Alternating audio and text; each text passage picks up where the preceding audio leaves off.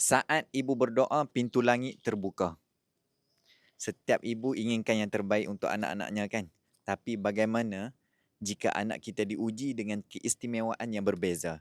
Mungkin ada hari ini kita rasa penat, lelah, bahkan menangis dalam diam. Tapi ketahuilah, doa seorang ibu itu tiada hijab di sisi Allah.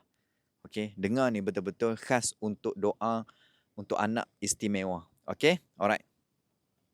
Sebelum tu, save video ni, share dan like supaya ramai orang yang dapat manfaat ni. Alright?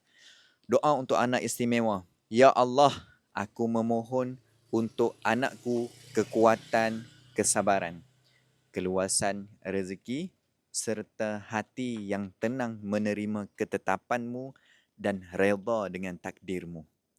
Baca doa ni setiap hari. Setiap butir kata yang kita titipkan, Allah dengar.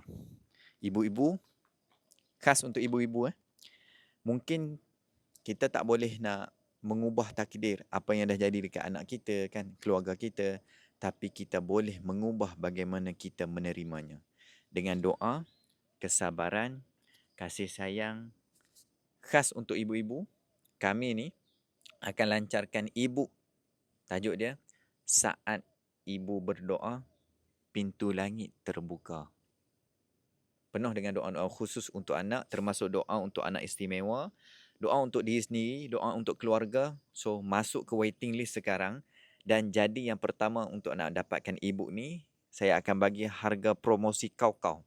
InsyaAllah, insyaAllah, insyaAllah. Sekarang ni, ramai yang dah pun join, lebih 100 orang yang join dalam grup yang saya sediakan dekat link di bio. So, bagi tahu dekat ruang komen, saya nak, dan tulis komen saya nak tengok berapa ramai ibu yang ada anak istimewa dan berapa ramai yang ibu anak umur berapa. Okey, cepat dekat ruang komen bantu saya dan insyaAllah join group waiting list khas untuk ibu-ibu. Okey? Kalau bapa-bapa tengok video ni, bagi tahu dekat ibu suruh join. Alright.